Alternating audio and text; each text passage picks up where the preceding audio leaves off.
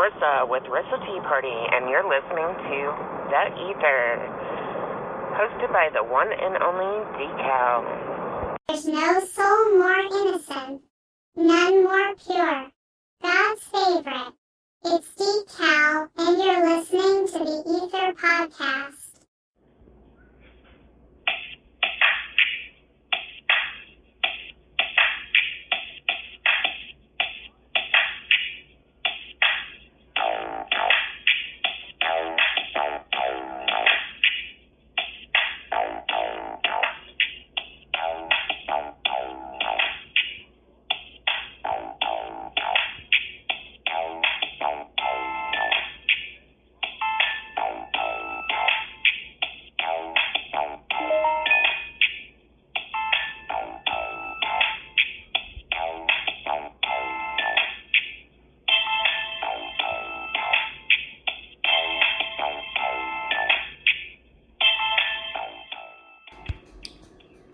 Good afternoon, everybody. Welcome, it's your boy Decal here at the E.I.T.H.R podcast. What is this? Episode number 33? Damn, that's crazy. Coming live from the GNS HQ here in Northern California, man. I hope everyone is doing well. I know I've been a little bit inconsistent with the podcast last Friday. I kind of gave you a little bit of something. And then this past Wednesday, I was MIA. Had some things going on in my personal life. Everyone who knows me knows I don't like to keep everything public when it comes to personal stuff. So we'll just say some things are moving in the direction. One of the things that I'm always been having complimented on by other people is how I guess some type of inspiration for some people. So the music that you hear in the background, that's not a production of GNS Entertainment. At least not yet. This is from my little bruh, my LB, 12-year-old, who I guess you can say I inspired her to make some music. So that's what that was. And I had to show, pay homage to the greatness, to the creativity of the future of music. So, good job, little bruh. Good job. I had to make sure that got played first before my dude Zyme, which is what you hear right now. So, this song is so stupid. Like, I think Zyme and LB need to go ahead and collab on the album. I'm gonna see if I can go ahead and make that happen. Thank you guys for tuning into the podcast of the E.I.T.H.R. You can follow us here on social media, Twitter and Instagram. The handle is pretty simple. Excuse me, it's the same. It's TheEITHR, the E.I.T.H.R. We kind of discuss topics and subjects that people either have a hard time addressing or getting across without having a confrontational environment. So a lot of these perspectives are my opinion. But I also try to look at it from devil's advocate from both sides of the spectrum, because you can always stand your ground and believe what it is you believe in. But I just have this feeling like if a person just has a better understanding of the opposing side, it's easier to address the problem to where both parties feel that they're equally heard and respected. So here at the E.I.T.H.R, that's what we do. You can also, if you want to interact with us via chat, you can go to the Spreaker, Spreaker. Download the application, create a profile, and then go ahead and follow us on the E.I.T.H.R from there. And you can chat with me while we're live doing a podcast every Monday, Wednesdays, and Fridays at 3:30 Pacific Standard Time. So I want to give a shout out to Denmark, to Russia, to Europe, to Southern California, to Northern California, Florida, Ohio, New York, everybody in between for listening to the podcast. It's a blessing, man. It really is. And so what I want to do is I want to start the podcast off how we normally do, but right after we pay some respects and some bills. Be right back. Yo, what up, folks? This is Rodney Farrell, the CEO of Farrell Development Group, and you're listening to the E.I.T.H.R podcast hosted by Decal. Let's get it. So one of the things I want to talk about for this past weekend. There's a new surveillance it's not necessarily new per se. It has been out for a while, but they are definitely making some modifications, some tweaks to it with this, and it's from an article that's from New Science. So I want to make sure I kind of get this straight right quick.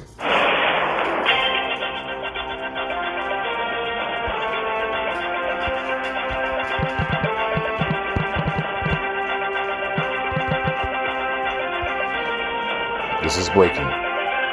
This is breaking. This is breaking news.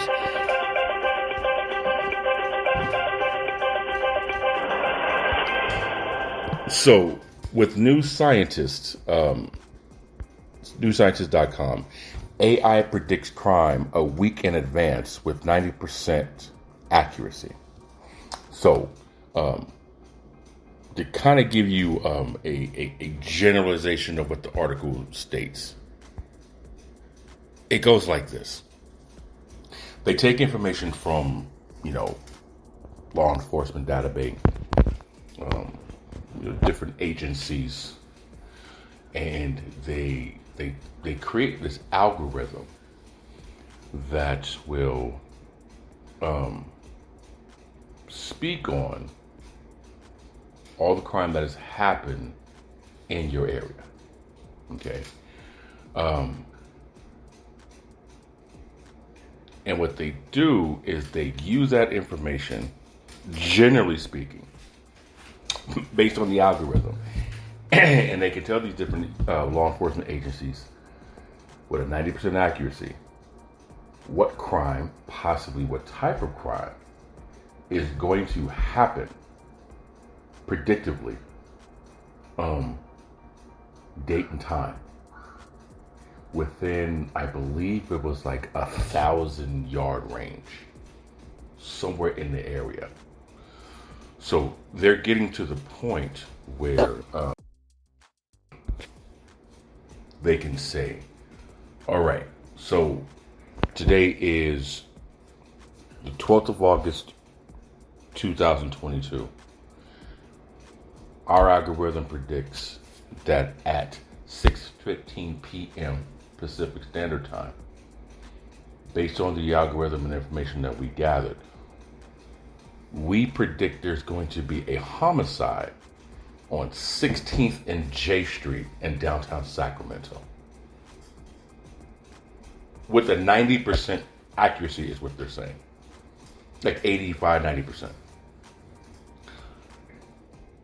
That's fucking wild, yo. Like, if you really, really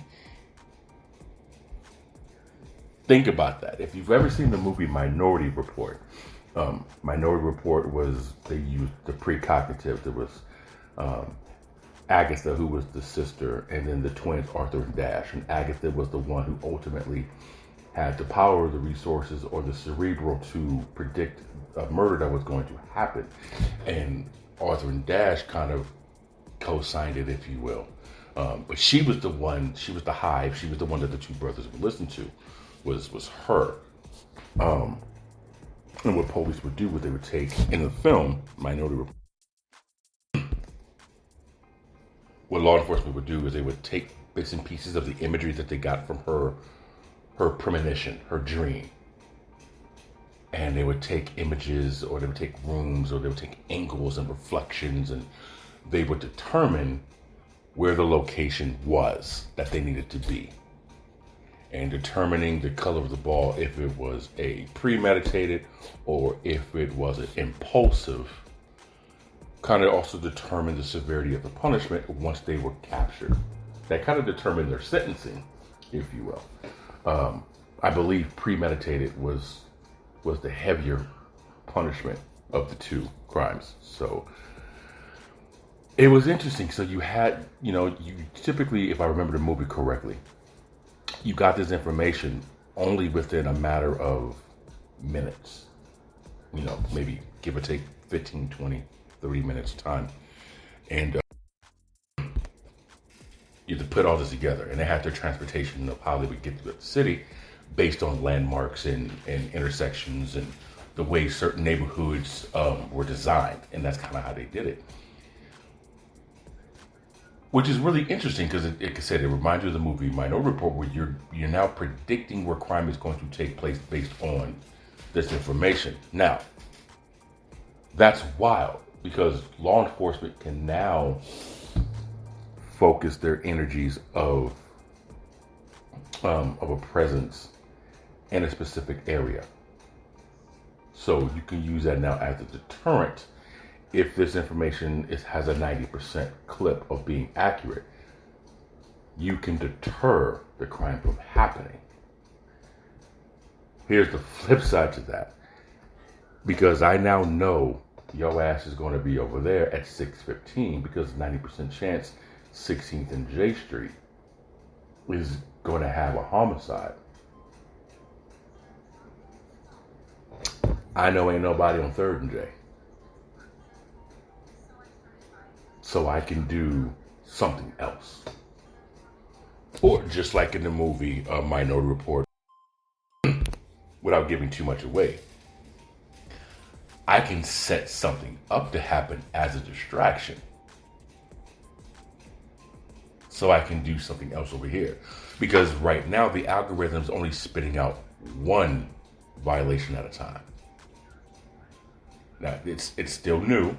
So naturally they're going to, get better at it as time progresses. But that's very interesting how the concept from the movie that came out nearly a decade ago is becoming kind of a reality where we're now being predictive into crime. And so I've always said this when it comes to law enforcement. And remember the previous episodes, the examples I gave out of 10 law enforcement, 8 of them are solid. 8 of them are good. Officers 9 and 10 are the assholes. It's Officer 9 or Officer 10 who's doing the bad stuff. And the partner who is aware of it, who isn't stopping it, is guilty by association because he's also not doing anything to prevent it, right? He's kind of just, or she's kind of just along for the ride. Without crime, police don't exist. Let's understand that. I think what happens is police started off as slave catchers. They started off as people making sure slaves didn't leave certain areas. Then it progressed into these law enforcers that would, kind of enforce these hypothetical things up until the 60s that were called red line, where you made sure certain neighborhoods, certain elements didn't go into other neighborhoods that weren't warranted to be. Okay, this is really big in keeping people of color out of well-established neighborhoods to prevent you from seeing that world, right?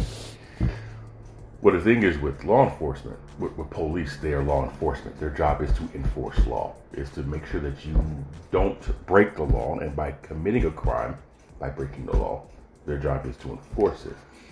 I think what's happened in some cases now, most rogue police officers 9 and 10, they provoke situations, they create situations that could lead to crimes being committed. Rumor has from people in Los Angeles when the Crips and Bloods were established, and we kind of had this conversation in a previous episode of the podcast, that gangs were formed not to cause malice or harm in the neighborhood, but they were kind of to create entertainment for us to have our own. They were the enforcers of their neighborhood. So this side had a gang, this side had a gang. That's kind of where it was. It was, we're the authority over here. Okay, we're the authority over there. Rumor has it, there was a gang member who was killed by law enforcement, by police, and they dumped the body in a rival gang's neighborhood. And so when the gang that body belonged to found out where it was, it obviously sent a bad message. And I have a friend who's from Los Angeles. She's from Compton, actually, and she would tell me whenever I would ask her about the the neighborhood environment she grew up in. That, you know, she says it isn't that uncommon for a police officer to, like in the movie Menace to Society, where, if you remember, when Kane and what's my man's name? He got religious. Anyway, not Stacy, but his friend got arrested, got pulled over, and they were dumped in the predominantly Mexican neighborhood. Everyone knows that's from LA, that, you know, there are certain rules to the game, right? If you're not from this neighborhood, for the most part, you don't belong in this neighborhood, and they're going to make sure that you fully check in before you cross any streets or intersections to come here. So police knew that if I dump this person who's from this neighborhood into this neighborhood, there's going to be a problem, because that's the politics of Los Angeles, right? In certain areas, they knew that, and so you have this group that is irate that one of their brethren was murdered in this neighborhood. So now they're going to come with a little bit of authority, some bass in their voice, some attitude, a little bit of a chip on their shoulder. Well, this group over here is going to take it a certain type of way, because you're coming to our neighborhood making accusations that are just wild and out of line. So based on the conversation, based on the way it was communicated, things were said, and next thing you know, you kind of got a rivalry. I'm not saying that's the initial start of it, but I want to say that was a seed that was planted, because they knew this is probably what would happen, because neighborhoods don't cross one another. Maybe in passing, maybe with a pass, but you don't come into someone else's neighborhood without a heads up. So again, that's from my gathering of watching and talking and listening to certain people who are from that area of Los Angeles. It was a no-no. So I said all of that to kind of paint the picture of when times are slow in the world of law enforcement. It isn't too far-fetched for law enforcement to create a scenario where they are now given an opportunity to enforce the law, right? We all know the myth, quote unquote, the air quotes, the myth of end of the month, they pulling everybody over for tickets, right? And I know a lot of people kind of go against that myth. They say that myth is not true. It's kind of just a rumor. It's false. It's an old wives' tale. It's a conspiracy theory, whatever, what have you. But from my understanding of talking to people that I know who happen to be law enforcement, if a police officer is out patrolling and they don't have anything to report, in some cases they are looked at as, what are you doing out there? Are you just wasting time? Are you wasting payroll? Or are you wasting the taxpayers' dollars? Like, you haven't made any arrests in X amount of time. You haven't made any citations. You haven't pulled anybody over. There's no one being detained. Like, what's going on? Okay, you have a clean neighborhood. Great, so crime is low over there. So you ultimately tell me we don't need you anymore, is what you're saying. Well, if I want to be a cop for X amount of time, I'm not going to lose my job. So I need something. So that puts certain police under pressure to go in, stir the pot, as they say. Even if the charges don't stick, it shows something. Any consequence after that, they'll deal with that. But in most cases, some law enforcement only deal with the stuff that's in front of them. And then they'll go past that. And they'll deal with whatever comes after that. So I went down this whole little rabbit hole about law enforcement because we're in a situation where is a 90% accuracy of crime being predicted within a certain range of a city based on the date and time and past experience algorithm set up. If that accuracy starts to dip, there's no realistic explanation to say there's not a cop that would sit back and say, listen, do this and this will happen. Now, is any police officer going to admit to doing something like that? And I'm sure somebody's looking at the speakers right now saying, damn, this motherfucker is really into conspiracy theories, or he's going deep in it. But if you come from a certain world where you've seen police plant drugs on people, to arrest somebody because they look like they should be having drugs. You know that's not too far-fetched. I have been in custody of police where they accused me of having drugs on me in high school. And I'll never forget it. They accused me of tossing the drugs out the window. And I said, well, first of all, my window was up, so I couldn't toss anything out of it. Secondly, you see me step out the car and step back in the car. And third, whatever it is that you see me toss out of a rolled up window when I was trying to get out of the car would still be back where it was that you saw, because no one got out the car to retrieve said drugs. So it would still be there. Why are you bothering us? And one of the guys I was with, we were with E.I.TH.R. This is like my junior year in high school. One of the cops said, well, your buddy here got a warrant for his arrest, so tell your friend over there, if he doesn't shut his fucking mouth, you're going to go to jail. And I'm thinking to myself, what does me talking to you have to do with him? So they told us, get out of town. I said, you understand, I live here. I live in Castro Valley. I live here. I'm a student here. No, you don't understand. I said, get out of town. I don't want to see you here. Well, you're going to see me because I'm probably going to go home. If we see you, your ass is going to jail. So as a 16-year-old who did nothing wrong except for see some buddies in a truck that I wanted to go say hi to, and the driver said, well, let me park first so we all can get out. I can say with experience, a mild experience compared to some, there are some officers who will provoke a situation to get you to react, to give them a reason, to retaliate of some sort, so they can justify it based on what they write in the report. Now, there are plenty of extreme scenarios, and I'm not talking about the people who are guilty of doing some shit. I'm talking about the ones who are provoked into reacting in a way that can be used. The cop was using self-defense. You have situations where a cop can now create a scenario that justifies this 90%. It's really interesting. And this is coming off of the heels of facial recognition. And if anyone of us know what facial recognition is, it's when you walk into a room and, they recognize your face based on surveillance cameras or throughout the advertising, the billboards, and so on and so forth.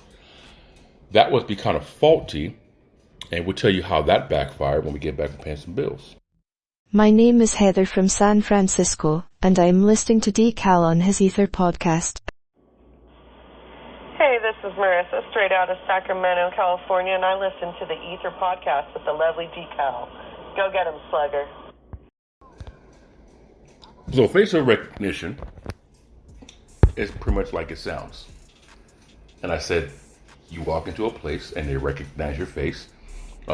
Casinos in Vegas had this heavy, the response time, oh God, I think it was like a matter of like 10 to 12 seconds when it first started out, which is still pretty damn fast, right?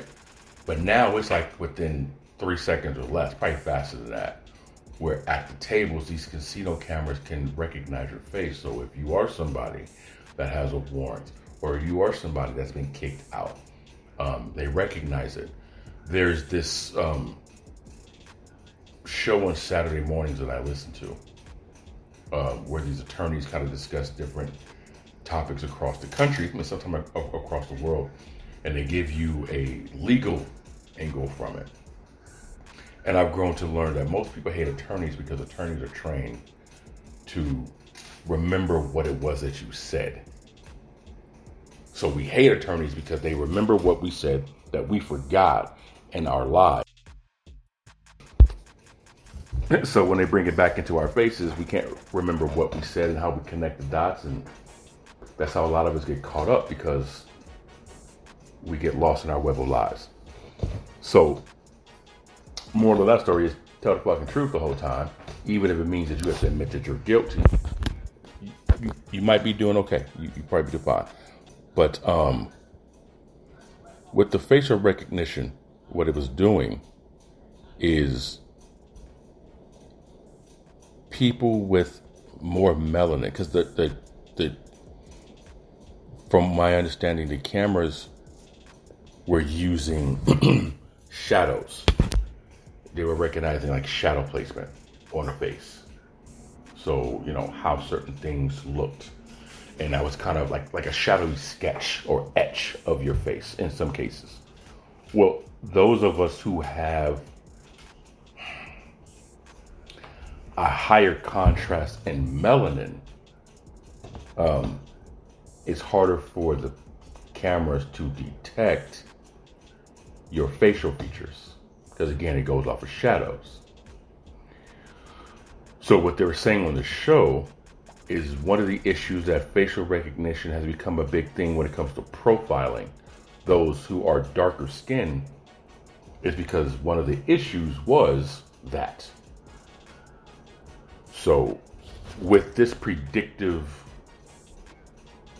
time and place and date idea, you kind of take out the theory is you take out the human profiling aspect, and instead you are only left with the probability of a crime going to take place during this time on this day. It doesn't say who, it doesn't say what. Now, based on the algorithm and information that they have, I'm sure they'll have a likely idea of who they're going to be looking for. But the information doesn't provide that. It just provides this. I'm interested to see how it turns out and how much further they decide to move on with this. Matter of fact, here's what the article says. An artificial intelligence that scores crime data can predict the location and crimes of the incoming week with up to 90% accuracy. But there are concerns how systems like this can perpetuate bias. Okay. I'll just read the next paragraph. An artificial intelligence can now predict the location and rate of crime across the city a week in advance with up to 90% accuracy. Similar systems have been shown to perpetuate racist bias in policing. And the same could be true in this case, but the researchers who created this AI claim that it can also be used to expose those biases. Again, because it doesn't go off of a racial profile, it goes off a statistic profile. Now, with that said, you could always use, well, what's the statistics of what are the people in this area like? So you can still connect those two.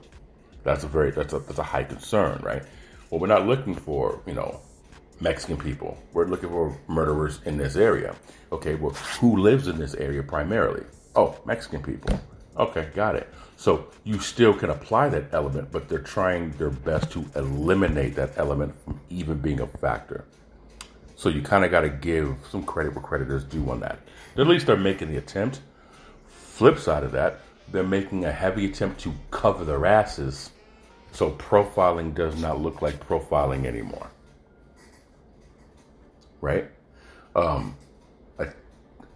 new way of masking profiling or racism or prejudice is gaslighting. Right? That's one method of doing it. When you clearly see that something was done because of a person's color, because of their sexuality, because of their gender.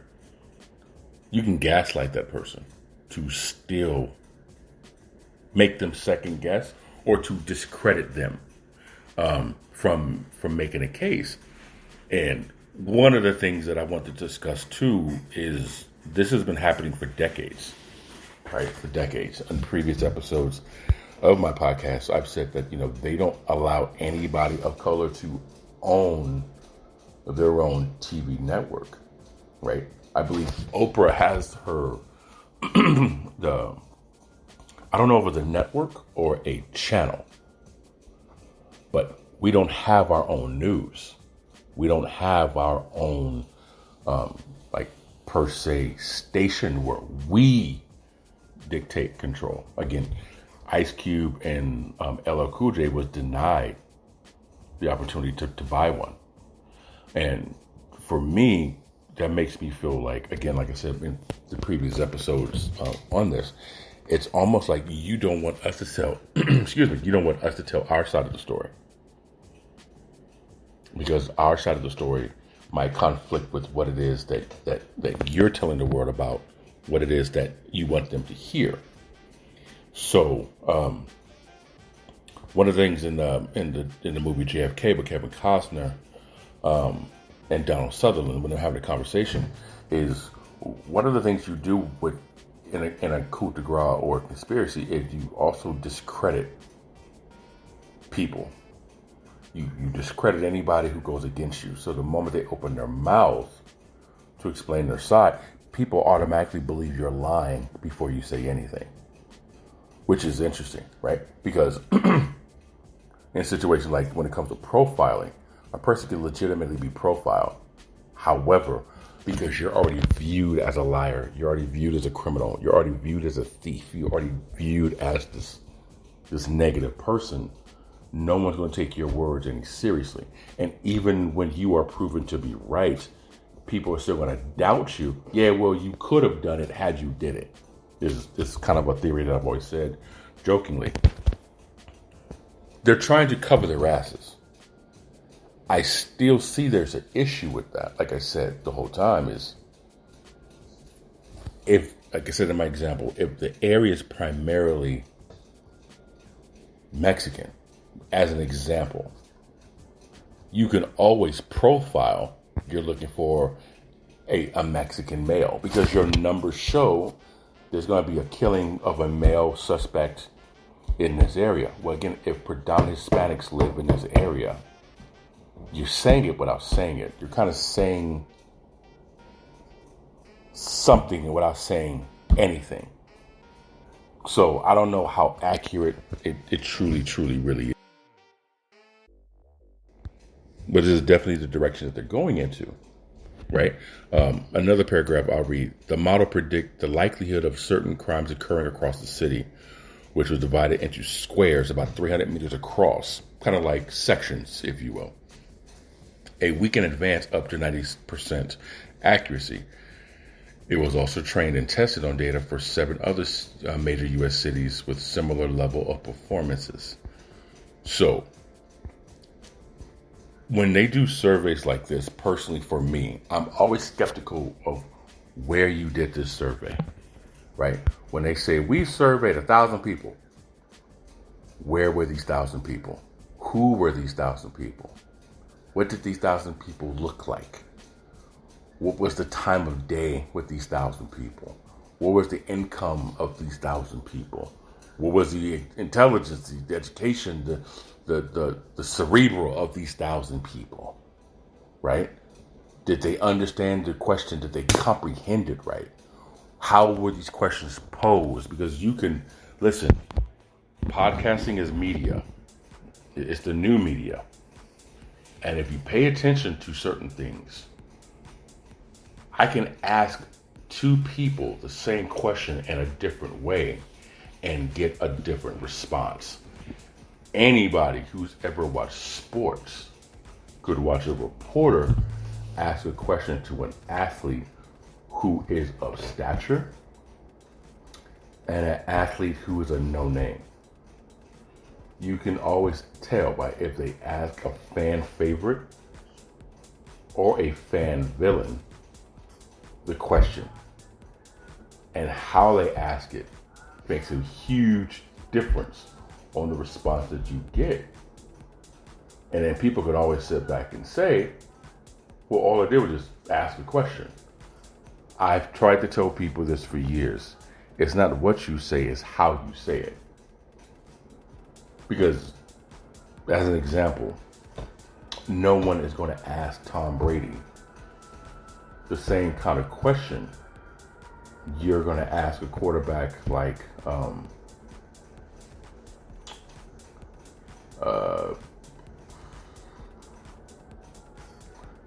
Terrence Lawrence, the guy from Jacksonville, right?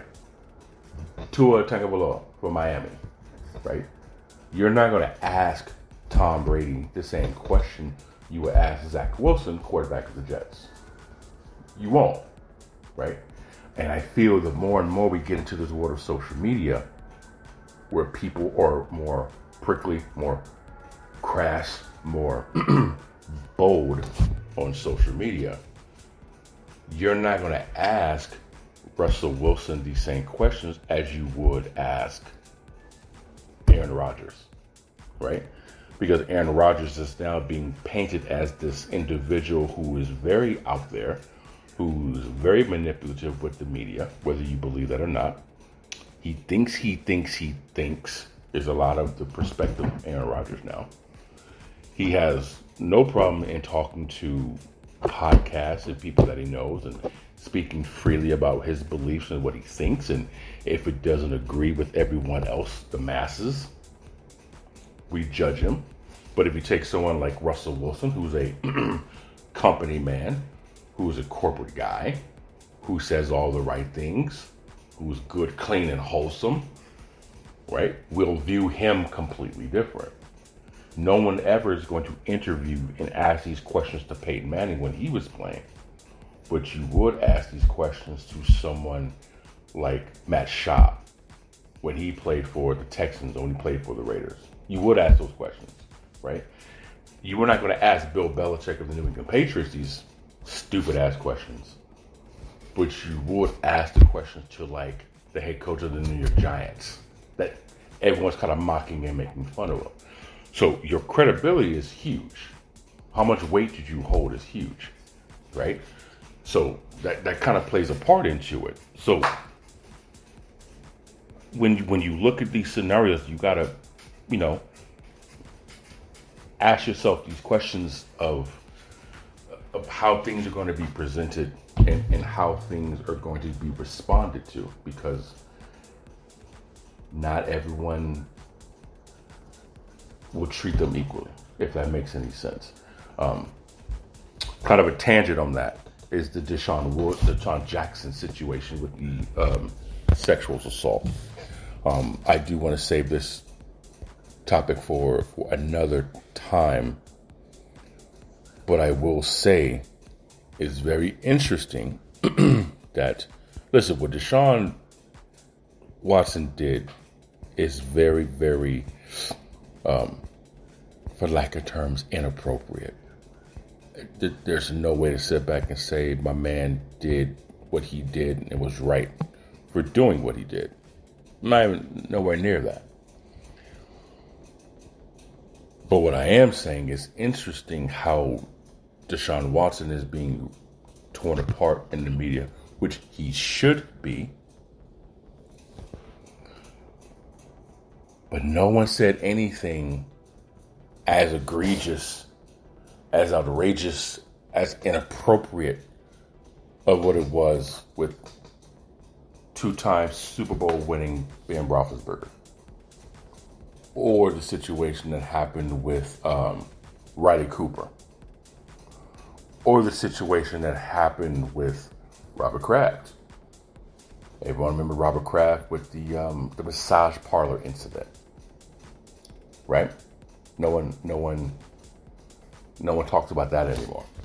And when you bring those up, matter of fact, Michael Vick got more heat because of the dog fighting case than Roethlisberger did. Now, somebody said because Roethlisberger wasn't convicted. Good. Neither is Watson. Someone said to me, well, 2 isn't as many as he's 24. So as long as it's less than 24, we're good to go. I think there's, again, if society doesn't like you, it doesn't matter what the fuck you do. You do one thing wrong, they're all over you. If you are a winner, and more importantly, if you're marketed the right way, society would be willing to give you another chance, especially if you win, right? The league is very, very inconsistent when it comes to certain things. Like I said, I'm saying Michael Vick was right for what he did, but Michael Vick did pay his dues. I just find it very amusing that when NFL owners do something, it's looked at as egregious and outrageous for a day or two. But when it's an NFL player who does something similar, all of a sudden, everybody wants to kick him off the team. They want to kick him out the league. They want to take away his ability to earn money. I just think we as a society, we want both ways simultaneously at the same time. And then we want it when we want it at that very moment.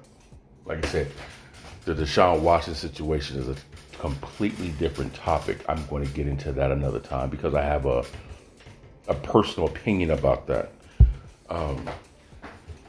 But yeah, when it comes to this 90 percentile, again, if folks live in a certain area, it's easy to still profile a person, right? I remember I was in Porterville, California, like years ago. A buddy of mine had a friend who wanted to go see this chick that he just met. So we all took a trip down to Porterville. And house party got called by the police, so we had to break the house party up. No big deal. And the guy who we met down there, his sister was at the party, and we couldn't look. We didn't know where she was at. So we're looking for her. Now the police told us to leave. So we're backing up. We're walking away, and I'm walking backwards because I'm looking for the sister. And I was telling one of the cops, I said, yeah, she's like in a red tank top and white pants. And so I'm looking, I'm like walking backwards. I'm still exiting like I was told. But I'm trying to look over the police to see if I see her so I can let her brother know, who's also looking for her, where she's at. And one of the cops, big corn-fed motherfucker too, had to be like 6'8", 6'9". I'll never forget this. He's walking in between the two police officers and he's looking at me. And he literally, I didn't stop. As far as I remember, my pace didn't slow. It was just going. He leans forward with his right hand. He he says, keep walking, as I'm already walking. I'm already walking. So he leans to push me. And I take my left hand, I swipe at him, and I say, don't touch me. And I remember when I swiped his hand away from me, he pulled his gun on me. And I stopped. I'm like 22 at the time. So, I'm bulletproof. I ain't scared of getting shot. Fuck you gonna do to me, right? And his partner reached for his gun because he didn't know, all he saw was a gun out. He saw a gun out. He reached for his gun and kind of assessed the situation. And he took his hand off of his gun and he put his right hand out. He said, oh, my man, just keep walking. Just keep walking. And he took his left hand and he kind of started to motion his partners to put his gun down. And he had this face, I'll never forget, this face like, I dare you to do something. So my buddy Markel kind of grabs me. He said, come on, man, we'll look for her later. Because he saw what happened. I give that example because I can tell certain police officers, not all of them, will provoke a situation to occur just so they can keep the system going. Because they're employees of the government, right? I know that sounds like a conspiracy. I know that sounds whatever, but you have to think outside the box. In order to protect the sheep, you have to think like a wolf. And it takes a wolf to catch a wolf. Ladies and gentlemen, if cops have no crime to fight, they'll have no job to go to. So, as much as on the surface, they tell us, the public, they want to stop crime, we have to also look at it from what happens to y'all if you do stop crime. Who do you go after next? Because Lord knows it ain't going to be your bosses. Something to think about. What do you guys think? Social media, Twitter, Instagram, the E.I.T.H.R. YouTube, the parent company, the GNS Inc. Follow, subscribe. And we'll see you guys on Monday. Thank you for the support. Appreciate you guys listening. Have a beautiful weekend. Y'all be safe. And we out. Hi, this is Clarissa with Zipology, and we have a fantastic selection of tea, teaware, and various other items. Currently, we are offering a huge 25% off sale with Christmas in July. Come check us out on Facebook at E.I.T.H.R. That's E.I.T.H.R.